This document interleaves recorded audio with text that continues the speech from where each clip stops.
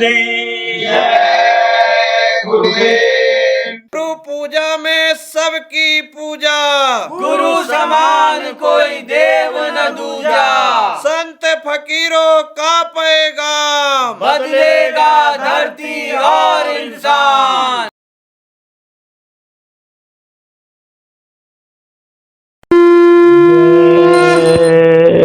गुरुदेव उदार की है शक्ति अपार, गुरुदेव तुम्हारे हाथों में पतितों का भी होता सुधार, सरकार तुम्हारे हाथों में।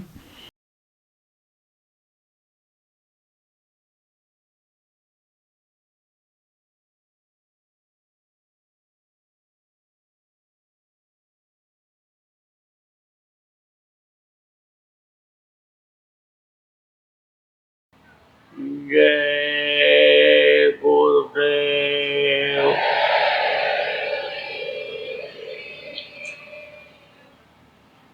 सर्वसमर्थ सर्वत्र स्मरणीय परम पूज्य गुरु जी महाराज, उपस्थित सभी सत्संगी धर्म प्रेमी बच्चे एवं बच्ची, गुरु महाराज अपार दया मेहर हुई।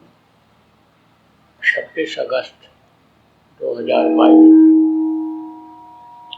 छत्तीसगढ़ के रायपुर जिला के आप प्रेमियों का सत्संग के माध्यम से दर्शन का अवसर मिला।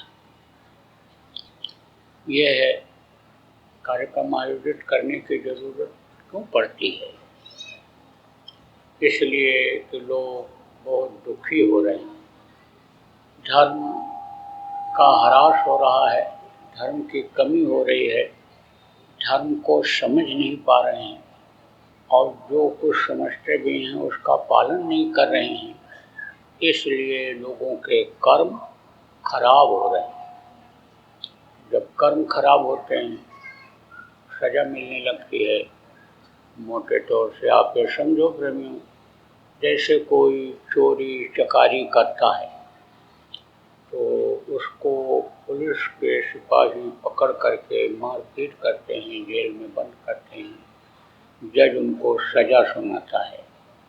घर का नियम का कोई उल्लंघन करता है, समाज बिरादरी का कोई नियम के खिलाफ काम करता है तो लोग उसको जुर्माना करते हैं, डांट फटकार लगाते हैं, घर में बच्चों को थप्पड़ भी लगा देते हैं। ज़रूरत पड़ती है तो जब नहीं मानता है तो घर से भी बाहर, समाज से भी बाहर निकाल देते हैं। ऐसे ही समझो प्रकृति का नियम है, भगवान का नियम है, तो नियम के खिलाफ जब लोग काम करने लगते हैं तब वो सजा देने लग जाता है। प्रेमियों समझो कि आज जैसा वातावरण है पहले के समय में नहीं था। इसी धरती पर कुछ समय पहले द्वापर था, त्रेता था, सतयुग था, लेकिन उस समय लोग बहुत सुखी रहते थे। समय पर जाड़ा, समय पर गर्मी, समय पर बरसात होती थी, लोग बड़े खुशहाल रहते थे। यही घर स्वर्ग जैसा रहता था। कोई खींचातानी नहीं, कोई लड़ाई झगड़ा नहीं, कोई मारपीट नहीं, कोई वैमनस्यता ईर्ष्या द्वेष नहीं। सबसे लोग प्रेम रखते थे। लोगों के अंदर यह भाव था कि भाई अपने पास है तो कुछ दूसरे को भी खिला करके फिर खाओ। अपने पास अगर ज़्यादा है तो कोई नंगा है तो उसको कपड़ा पहना दो। अपने पास जगह है, किसी के पास नहीं है तो उसको रहने की जगह दे दो। कोई बीमार है, दुखी है, अपने पास है तो उसको दवा दे दो, दवा करा दो। ऐसा भाव परोपकार का लोगों के अंदर रहता था। सेवा भाव बहुत रहता था। आप समझो प्रेमियों कि लोगों के अंदर सच्चाई थी, ईमानदारी थी। लोग जो जबान से एक बार कह देते थे पूरी जिंदगी उसको निभाते थे, बदलते नहीं थे। कहा प्राण जाए और वचन न जाई, रघुकुल रीत सदा चली आई। देखो वचन दिया था राजा दशरथ ने, जब राम को वनवास का उन्होंने यानी समझो कि हुक्म दिया कि 14 वर्ष के लिए जंगल चले जाएं, तभी से उनका एकदम से हिम्मत टूट गया, कलेजा फट गया। बोले मेरे जिगर का एक टुकड़ा निकल गया बुढ़ापे में मेरे पास से, लेकिन वचन दे दिया था कई को कि हम तुमको जो मांगोगे देंगे, तो उन्होंने यही मांग लिया। साथ किसका था प्रेमियों? कई का यानी मंथरा का। मंथरा कौन थी? आप जो राम कथा सुनते होंगे आपको मालूम है, मंथरा दासी थी। साथ का असर होता है, कहते हैं संगत ही गुड़ होता है, संगत ही गुड़ जाए, बांस फांस और मिश्री, ये क्या भाव लिखा है। मिश्री के अंदर रस्सी पड़ी रहती है, बांस का टुकड़ा पड़ा रहता है, वो भी मिश्री के भाव बिक जाता है। कोई कागज की डिब्बी हो, उसके अंदर सोना रखा हो, सोने की अंगूठी रखी हो, हीरा रखा हो, तो वो भी उसके साथ रहने से बहुत कीमती रहती है। कहते हैं ये डिब्बी संभाल करके रखना। तो आपको समझने की ज़रूरत है, अच्छा का साथ अगर कोई करे तो अच्छाई आती है, बुरे का साथ कर ले तो बुराई आती है। कोई कितना भी निर्मल हो, स्वच्छ हो, साफ हो, लेकिन काजल की कोठरी में अगर चला जाए तो एक लीक लागहु ही लागही, यानी समझो कि वो कहीं न कहीं काजल लग ही जाएगा। यह मन है, मन ये कैसा है, जैसे पीतल का लोटा होता है, यानी बेपेंदी का होता है, ऐसे हवा लगी तो इधर हिल गया, उधर हिल गया, ऐसे हिल गया। जैसे पतीली होती है, उसमें नीचे यानी नहीं रहता है गोला जिसको कहते हो, तो ऐसे हवा लगने पर हिल जाती है। इसी तरह से ये मन पीपल के पत्ते की तरह से डोल जाता है। अब बुरे का साथ पड़ गया तो समझो कहते बुराई आ जाती है, उसी तरह का मन हो जाता है। तो मंथरा उसकी दासी थी, बराबर समझाती रहती थी। इंग्लिश में जिसको ब्रेन वॉश कहते हैं, ब्रेन वॉश करती रहती थी। और आखिर में जो मंथरा चाहती थी, कई से वही बुलवा लिया। लेकिन बचन के देखो कितने पक्के थे, आप समझो कि जो उन्होंने कहा उसको उन्होंने किया। राम को 14 वर्ष के लिए जंगल जाने का हुक्म दे दिया। आप रामायण को पढ़ते हो, रामचरितमानस को सुनते हो, लेकिन जो काम राम ने किया उस काम को जब करोगे तब तो राम की सच्ची पूजा, राम को सही मानना आपका माना जाएगा। देखो प्रेमियों, पिता के आदेश पर उन्होंने राजगद्दी पर ठोकर मार दिया। यही भारत भूमि है। जब मुगलों का राज्य था तो उस समय पर आप देखो ऐसा भी राजा हुआ कि जो पिता को जेल में बंद कर दिया, पिता को सजा दे दिया, उतार करके खुद गद्दी पर बैठ गया। लेकिन यही भारत देश है कि जहाँ पर देखो कि राजगद्दी पर ठोकर मार करके और राम जंगल चले गए थे। कहने का मतलब ये है कि साथ का असर, संस्कार का असर होता है, सत्संग का असर होता है। उनके गुरु कौन थे?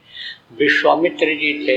आप समझो उनके गुरु कौन थे? वशिष्ठ जी थे। उन्होंने इस तरह की समझो शिक्षा दिया, ऐसा सत्संग उनको दिया कि जिससे उनके अंदर ये भाव आया।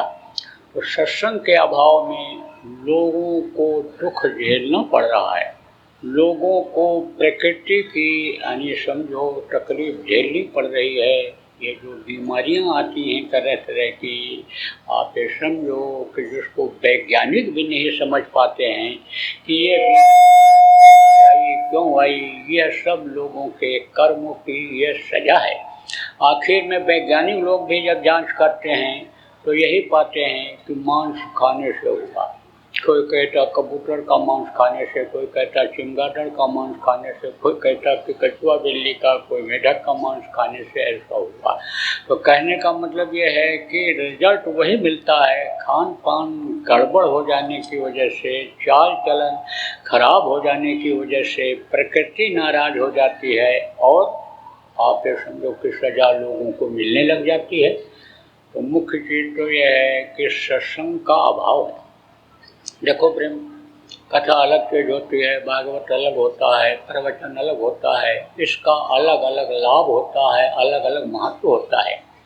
लेकिन जब सत्संग मिलता है तो हर तरह की जानकारी हो जाती है, लोक बनाने की भी, परलोक की भी जानकारी होती है। अपना मैं कौन हूँ, मेरे शरीर को कौन चला रहा है, मुझे ये मनुष्य शरीर मिला किस लिए, कितने समय के लिए मिला, इसकी जानकारी होती है। आत्मा की जानकारी, देवी देवताओं की जानकारी, परमात्मा की जानकारी किससे होती है? सत्संग से होती है।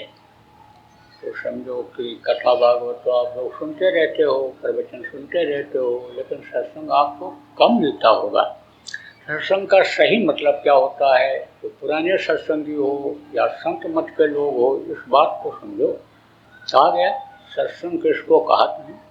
सोई जान ले सतलोक सतपुरुष का जहाँ कीर्तन होए। आप ये समझो सतपुरुष कौन है और सतलोक कौन है? सबसे ऊपर का ये लोक है, इस समझो नीचे के लोकों का ये मृत लोक, जहाँ पर आदमी पैदा होता है, मर जाता है, पेड़ फलते हैं, झड़ जाते हैं, आग जलती है, बुझ जाती है, जहाँ का ये नियम है कि आग बुझेगी, पेड़ भी गिरेगा। आप ये समझो जहाँ का ये नियम है कि आदमी पैदा होगा, मरेगा, अमर होकर कोई आया नहीं है। जो भी इस पंचभौतिक शरीर में है उसको, इस धरती को एक दिन खाली कर देना पड़ेगा। कोई कितना भी बढ़िया घर बना ले, किला बना ले, आप ये समझो कि लोहे के बक्से में बंद हो जाए, केवल सांस लेने के लिए जगह रख करके जीता रहे, लेकिन उसका भी प्राण निकलेगा, शरीर छूटेगा। तो ये मृत्यु लोक है। लोक के ऊपर बहुत से लोक हैं, देवलोक हैं, सूर्यलोक, चंद्रलोक, और ये जितने ग्रह हैं, मंगल अनुग्रह कहे गए, ये सब ग्रह हैं, मंडल है, आप ये तारा मंडल है, आप ये समझो ऊपर की तरफ, यानी सूर्यलोक, चंद्रलोक, आप ये समझो ब्रह्मा लोक, विष्णु लोक, शिवलोक, आप ये समझो प्रेम इनकी माँ का लोक, आद्या महाशक्ति लोक, उसके ऊपर इनके पिता का लोक, ब्रह्म लोक, पार ब्रह्म लोक, ये सब लोक हैं। जैसे यहाँ आबादी है आप लोगों, ऐसे वहाँ भी खचाखच भरी हुई है, लेकिन ये ऐसे शरीर वहाँ पर नहीं है, न ऐसा कपड़ा है, न यहाँ का जैसा भोजन है, न यहाँ जैसा अंधेरा है। आप आंख बंद कर लो तो अंधेरा हो जाए, लेकिन वहाँ चाहे आंख बंद करो चाहे न बंद करो, उजाला ही उजाला रहता है। यहाँ देखो रात होती है, वहाँ कोई रात नहीं, दिन ही दिन रहता है। तो आप ये समझो प्रेमियों कि उन लोकों में भी इसी तरह की व्यवस्था है, लेकिन यहाँ से व्यवस्था अच्छी है, खाने की, रहने की, सोने की, आराम, यानी समझो कि यानी आराम से शांति प्राणी की व्यवस्था तो बहुत अच्छी है, लेकिन उनको चिंता रहती है, फिक्र रहती है, किसकी रहती है? जहाँ से वो सब लोग जुड़े हुए हैं सतलोक से, सतपुरुष से, कि हम वहाँ पहुँचेंगे कैसे? हमारे अंदर तो कोई रास्ता है ही नहीं कि जिससे हम वहाँ पहुँच पाएंगे। तब वो भी यही प्रार्थना करते रहते हैं कि मनुष्य शरीर में प्रभु हमको भेजो, हमारे ऊपर दया करो, ये जो हमको कुछ समय के लिए स्थान मिला है, इसका समय हमारा जल्दी से पूरा हो जाए और हम यानी समझो मृत्यु लोक में चले जाएं, पूरे छीड़े मृत्यु लोक। कहते हैं कि पाप करोगे नरक में जाओगे और अच्छा काम करोगे स्वर्ग में जाओगे, लेकिन अच्छा कर्म जब खत्म हो जाता है तो स्वर्ग और वैकुंठ से मृत्यु लोक में आना पड़ता है। तो आप तो कहते हो हमारे पाप क्षमा हो जाए, पाप क्षमा हो जाए, वो कहते हैं हमारा पुण्य जल्दी खत्म हो जाए कि जिससे हमको मनुष्य शरीर मिल जाए। उनको मालूम है कि मनुष्य शरीर में ही एक ऐसा रास्ता है कि जिससे सतलोक जाया जा सकता है, सतपुरुष का दर्शन किया जाता है, जो सबके सृजनहार हैं, सबके पिता हैं, उनके पास पहुंचा जा सकता है, उनके गोदी में बैठा जा सकता है, यानी उनमें समाया जा सकता है। तो इसलिए बराबर यही प्रार्थना करते हैं कि अब हमको जल्दी से मनुष्य शरीर दो, अब प्रभु कृपा करो यही भांति सब तज भजन करो दिन राति। जैसे बच्चा माँ के पेट में प्रार्थना करता है ऐसे वो करते हैं, क्योंकि उनको मालूम है कि नर समान नहीं कोनो देही, जीव चराचर जाचते ही, नर समान कोई देही ही नहीं है। किसी भी लोक की जो भी देह है, जो कि लिंग शरीर हो चाहे सूक्ष्म शरीर हो, सूक्ष्म लोक का शरीर सूक्ष्म शरीर हो और चाहे कारण शरीर हो, ऐसा शरीर कोई है ही नहीं। तो ये सब जितने भी लोग हैं ये सब कहाँ से जुड़े हुए हैं? उस सतपुरुष से, सतलोक से जुड़े हुए हैं। तो जहाँ उनकी कीर्ति का वर्णन हो, कीर्तन का मतलब क्या होता है? जहाँ कीर्ति का वर्णन किया जाए, जहाँ पर उनकी महिमा गाई जाए, उनकी महिमा बताई जाए, आप ये समझो कि वो वास्तव में सत्संग होता है। तो उनकी महिमा का तो वर्णन किया ही नहीं जा सकता है, क्योंकि वो जब भी दया करते हैं तो किसी न किसी माध्यम से दया करते हैं, किसी न किसी को भेज करके जीवों पर दया करते हैं। तो जो दया करता है, जो कोई किसी की मदद करता है, उसी को लोग जानते हैं।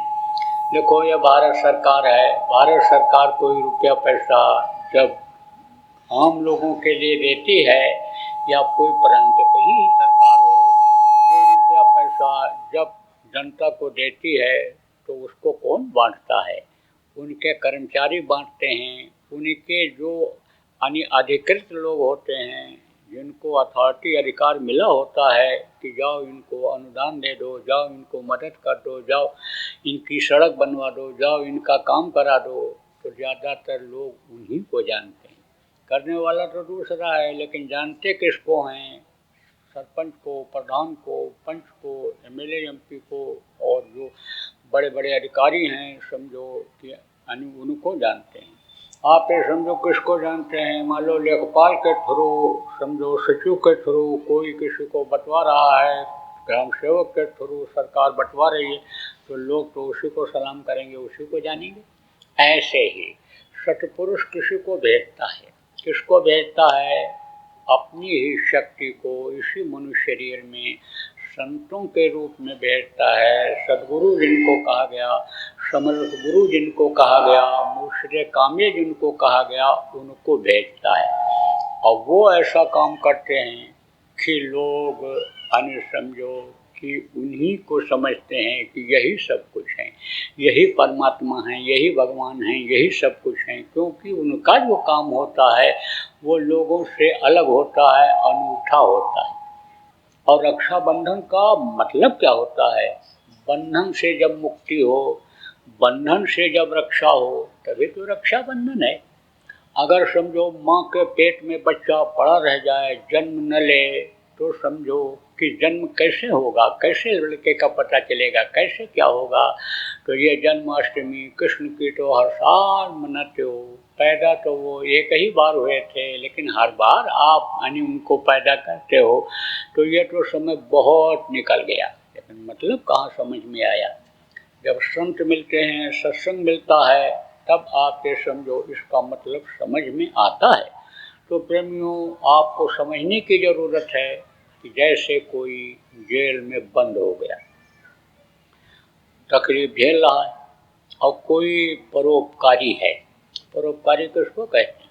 जो दूसरों की मदद ही करते रहते हैं, सेवा ही करते रहते हैं, अपनी फिक्र नहीं करते हैं। उनका लक्ष्य निशाना यही होता है कि भाई अपने लिए तो सब पैदा होते हैं, पशु और पक्षी भी दाना खोज करके खा करके, बच्चा पैदा करके टट्टी पेशाब के लिए टट्टी पेशाब करके चले जाते हैं। हमको दूसरों के काम आना चाहिए, तो वो लोग खोजते रहते हैं। जैसे प्रेमियों, आप भूखों को रोटी खिलाते रहते हो, गरीबों को जिनके पास वस्त्र पहनने का नहीं, उनको वस्त्र देते रहते हो, अपने संगत की तरफ से आप कंबल बांटते रहते हो। इसी तरह से कुछ लोग भी होते हैं, तो पता लगाते रहते हैं कहाँ ज़रूरत है, कहाँ पानी की ज़रूरत है, कहाँ रोटी की ज़रूरत है, कहाँ किस चीज़ की ज़रूरत है, तो वो जाते हैं, तो खोज खोज करके उनकी मदद कर देते हैं। तो एक आदमी गया जेल की तरफ, तो कहा भाई जेल में तो बड़ी तकलीफ है, ये बेचारे देखो बंद पड़े हैं और इनको खाने की दिक्कत, कपड़े की दिक्कत, ओढ़ने बिछाने की दिक्कत है, तो इनकी मदद कर देनी चाहिए। तो मदद उसने किया, खाने का इंतजाम कर दिया, कपड़ा बंटवा दिया, कंबल बंटवा दिया। अब लोग बहुत खुश हुए और जब वो खड़ा हुआ हाथ जोड़ करके, समझो जब हाथ जोड़ के खड़ा हुआ, अरे बोले हमको हाथ जोड़ के खड़ा होना चाहिए, दाता तो अनिल समझो आप हैं। तब उसने कहा दाता तो मैं नहीं हूँ, दाता तो कोई और है, वो दे रहा है। सोहनलाल दुग्गल था, कहाँ रहता था? राजस्थान में सीकर जिला में एक फतेहपुर तहसील है, तो वो दान करता था, दानी था, दान करता था। तो जब दान करता था तब ऐसे उठा करके ऐसे दे देता, ऐसे रख लेता था, जो मुट्ठी में आया है, जो आया उसको दे दिया, लेकिन सिर को ऐसे नीचे किए रहता था। तो उस समय दोहा चौपाई श्लोक में लोग सवाल जवाब करते थे, विद्वान होते थे, पढ़े लिखे होते थे।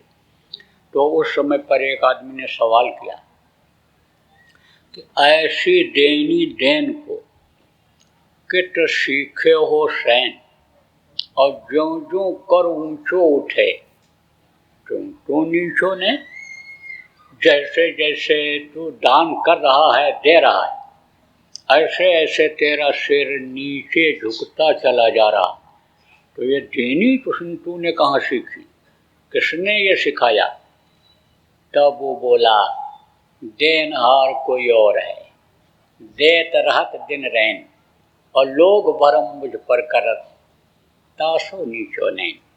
उसने कहा देने वाला दे रहा है, देने वाला दे रहा है तो मैं बांट रहा हूँ, लेकिन लोग भरम मुझ पर करते हैं कि सोहनलाल दे रहा, सोहनलाल दे रहा, सोहनलाल दे रहा है, तो मैं शर्म के मारे सिर को नीचे किए हुए रहता हूँ। तो प्रेमियों, जिसके अंदर कुछ होता है, जिसके पास कुछ रहता है, जो कुछ करता है, जो दूसरों को फायदा दिला सकता है, वो हमेशा छोटा रहता है, नम्र रहता है, मुट्ठी बांध कर देता है, कोई कुछ तारीफ करता है, हाथ जोड़ देता है, प्रभु के ऊपर, गुरु के ऊपर डाल देता है, जो वो कर रहे, वो करवा रहे, वो मैं कर रहा हूँ। तो हाथ जोड़ करके खड़ा हो गया, कहा आपने मेरी बड़ी मदद किया। किससे? वो जो कंबल बांटा, कपड़ा दिया और भोजन का सामान दे दिया जेल में। कैदियों ने कहा आपने मदद किया, आपने मेरे ऊपर उपकार किया। बोला सब प्रभु ने किया, उन्होंने कराया। अब चलाया तो एक परोपकार तो वो है, भूखे को रोटी खिला दिया, नंगे को वस्त्र पहना दिया, इंतजाम कर दिया उसका जो हो सके। और एक परोपकार वो है कि एक आदमी गया और कहा कि खोलो ताला, इनको मुक्त कर दो। अब वो कौन कर सकता है? पावर वाला जो आदमी होगा, ताकत वाला जो आदमी होगा, वही कर सकता है। जैसे भारत देश के राष्ट्रपति को कत्ल भी यानी फांसी भी माफ़ कर देने का, कत्ल के केस का फांसी भी माफ़ कर देने का अधिकार है। ऐसा पावर वाला आदमी गया और कहा ताला खोल के इनको सबको बाहर निकाल दो। तब सबके सब उसके चरणों पर गिर पड़े और बोले कि आपकी महिमा का तो हम वर्णन नहीं कर सकते हैं, आपके ऋण से उद्धार नहीं हो सकते हैं, आपने हमको बंधन मुक्त करा दिया। तो वो जो प्रभु है जब यहाँ भेजता है और वो काम करते हैं, लोग उसी को भगवान मानने लग जाते हैं, उसी को सब कुछ मानने लग जाते हैं। वो काम जो करता है उसकी महिमा का वर्णन नहीं किया जा सकता। संतों की महिमा अनंत, अनंत किया उपकार, अनंत उपकार अन्य संतों ने। देखो पिछले समय के इतिहास को उठा करके देख लो, अन्य जीवों के लिए उन्होंने किया है। तो वो जो संत भी होते हैं वो किसकी ओट लेते हैं, वो उस प्रभु की ओट लेते हैं, लेकिन प्रभु को सबको दिखाते नहीं हैं, न दिखा सकते हैं, क्योंकि बंधन में होते हैं। वो भी इस काल भगवान के देश के बंधन में होते हैं। काल भगवान किसको कहते हैं यह भी अभी आपको बताऊंगा। तो आप ये समझो प्रेमियों को, उनके अन्य समझो बंधन में एक तरह से होते हैं। उनका ये मनुष्य शरीर दिया हुआ होता है, इसके अंदर जो खून हड्डी मांस है ये सब उनके यानी पाए हुए मसाले से बना हुआ है। आप ये समझो उनके नियम का पालन करना पड़ता है, इसलिए सबके लिए नहीं करते हैं। तो किसको अपना अनुवोट देते हैं? जो उनके गुरु हुआ करते हैं प्रेमियों, उनका वोट वो करते हैं, वोट देते हैं, और उनको ही वो भगवान और सत्पुरुष मानते हैं। तो सत्पुरुष की तो महिमा का वर्णन नहीं किया जा सकता है। वो तो जब अभी आपको रास्ता बताऊंगा, या जिनको रास्ता मिल गया उस प्रभु से मिलने का, उसको देखने का, उन लोगों ने कहा कोटि सूरज चांद सितारे रोम रोम में करे उजारे। ओ कोटि सूरज कोटि चांद को सितारे उनके रोम रोम में चमक रहे हैं। ऐसा वो दिव्य रूप और ऐसा वो पावर वाले, यानी ऐसा उनका सिंहासन है कि जो सोने चांदी और हीरे से जड़त दिखाई पड़ता है, लेकिन वो हीरा यहाँ नहीं दिखता है। वो हीरा है भी नहीं, लेकिन इससे करोड़ गुना ज़्यादा चमक उनमें है। समझो कि वो जो देखता है, देखा है, वो समझो वर्णन कर सकता है। तो उसकी महिमा का जहाँ वर्णन हो, आप ये समझो। तो वो अनि काम क्या किया यह भी आपको बता दूं, अभी क्या काम करना चाहते हैं यह भी आपको बता देता हूँ। देखो, उन्होंने ही इस सृष्टि की रचना कराया, अंडपिंड ब्रह्मांड उन्होंने ही बनाया, और वही ये चाहते हैं कि ये जो नीचे सबसे नीचे दुख झेलने वाले, यानी इस मृतलोक में हमारे आप जैसे रहने वाले लोग जो दुख झेल रहे हैं, शरीर से दुख झेल रहे हैं, दिल दिमाग से काम नहीं कर रहा है, बुद्धि भ्रष्ट सी हो रही है, शांति नहीं मिल रही है, ये जो दुख झेल रहे हैं ये लोग मेरे पास पहुंच जाएं, वो ये चाहते हैं। ये हुआ कैसे आप ये समझो, ये भी आपको संक्षेप में बता देता हूँ प्रेमियों, क्योंकि सतपुरुष की महिमा, सतलोक की महिमा सत्संग में आज अनुसरने का जब ये प्रसंग आ गया है तो संक्षेप में आपको बता देता हूँ। उन्होंने ही ये सारा विस्तार किया। सबसे पहले तो उन्होंने अपने 16 शक्तियों को अलग किया और कुछ निचली स्तर की जीवात्माओं को अलग किया जो 16 सुत कहलाए। सबसे छोटे आप ये समझो, जिनको निरंजन भगवान, काल भगवान, किसी ने ईश्वर कहा, मुसलमानों ने खुदा कहा, आप समझो ईसा मसीह ने उनको गॉड कहा।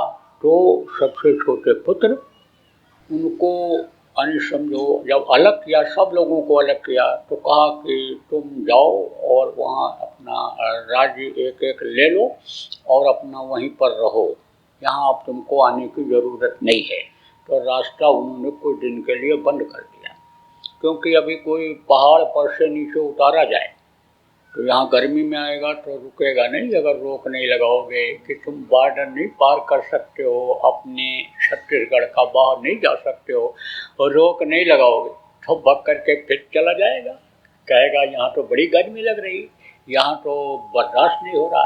तो नीचे की तरफ जब आत्माएं उतरने ही लगी थी तो चिल्लाई थी, हमको मत भेजिए, हमको मत भेजिए। लेकिन बोले अब मौज हो गई तो तुम जाओ, हम फिर तुमको बुला लेंगे। तो आपको समझने की ज़रूरत है, इन्होंने जो है वो संकल्प बना लिया। किसने बनाया? सबसे जो छोटे पुत्र थे, जो काल भगवान, निरंजन भगवान कहलाए, इन्होंने कहा हम पिता का दर्शन करेंगे ही करेंगे। तो आप ये समझो कि घोर तपस्या किया, मेहनत बहुत किया। तपस्या में मेहनत बहुत करनी पड़ती थी, शरीर को बहुत तपाना गलाना पड़ता था, तकलीफ शरीर से झेलनी पड़ती थी। आज की साधना जो आपको बताई गई, आप ये समझो बहुत ही आसान है, सहज योग यह है, दुनिया में इससे सरल योग और कोई है ही नहीं। आप जो नए लोग आए हो, आज आपको बता दिया जाएगा प्रेमियों। तो यह सबसे सहज योग है, लेकिन पहले की तपस्या बड़ी कठिन थी। देखो, पेड़ों पर लोग लटके रहते थे, आप ये समझो हड्डी हड्डी रह जाती थी, मांस खून सूख जाता था, जल्दी कोई चीज़ मिलने वाली नहीं रहती थी।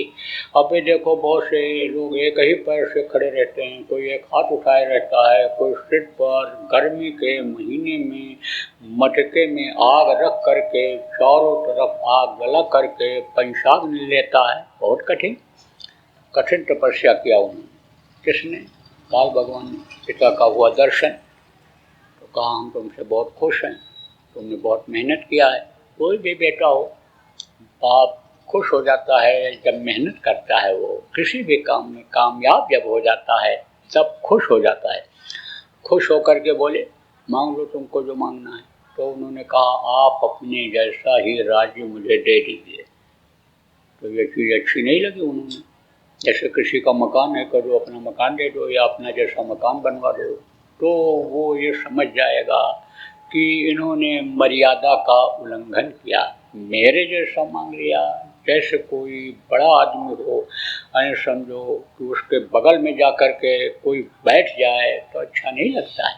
देखो ये बड़ी पहले की मर्यादा थी कि बाप के सामने अगर लड़का हो तो नीचे बैठता था, बाप के बगल नहीं बैठता था। अब तो बाप के सिर पर सवार हो जाते, गाली भी देते थे, चाटा मार देते। असर किसका है?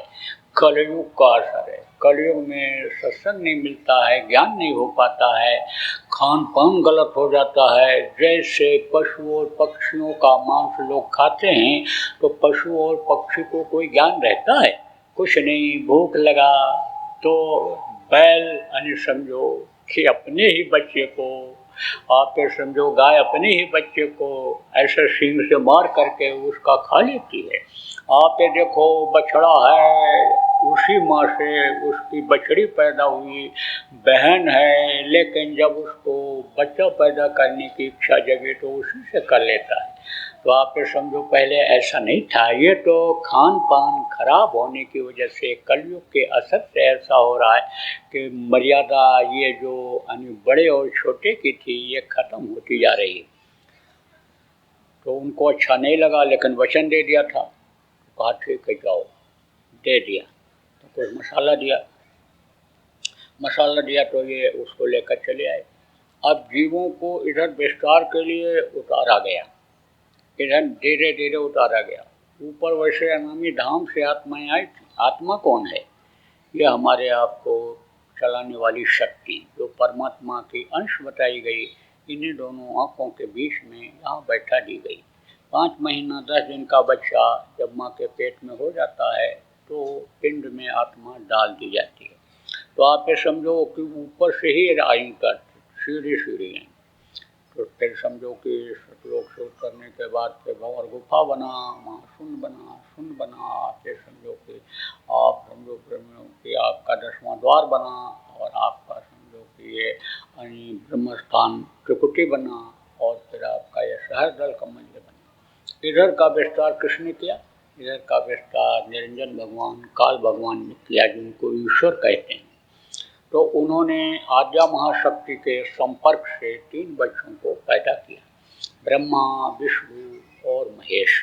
और इनको काम दे दिया आद्या ने। आद्या को ही उन्होंने सौंप दिया और कहा मैं अब जा रहा हूँ ध्यान लगाने, अब तुम इधर की व्यवस्था को बनाओ और इधर की व्यवस्था को तुम देखो, इधर को तुम संभालो। तो उन्होंने इधर का किया विस्तार। तो जीवों को तो दे दिया इनको, लेकिन जीवों की जो डोर है उसको उन्होंने अपने हाथ में ले लिया, और बाकी जो मन की डोर है माया के हाथ में दे दिया। माया ने अपने हाथ में ले लिया मन की डोर को, और जो है चित्त की डोर समझो कि ब्रह्मा के हाथ में, और बुद्धि की डोर विष्णु के हाथ में, और अहंकार की डोर समझो कि शंकर के हाथ में आ गई। जय गुरुदेव। अभी आपने बाबा उमाकांत जी महाराज के सत्संग को सुना। बाबा जी अन्य किसी से चंदा न लेकर अपने प्रेमियों के सहयोग से देश विदेश में तमाम जनहित के काम करते हुए सभी तरह की तकलीफ़ों को दूर करने व प्रभु के मिलने का उपाय बताते हैं। आप इस जीवन के इस बचे हुए समय में समय निकालकर बाबा जी से ज़रूर मिलिएगा। आपके सुझाव के लिए व्हाट्सएप नंबर 9575600700। जय गुरुदेव, जय गुरुदेव।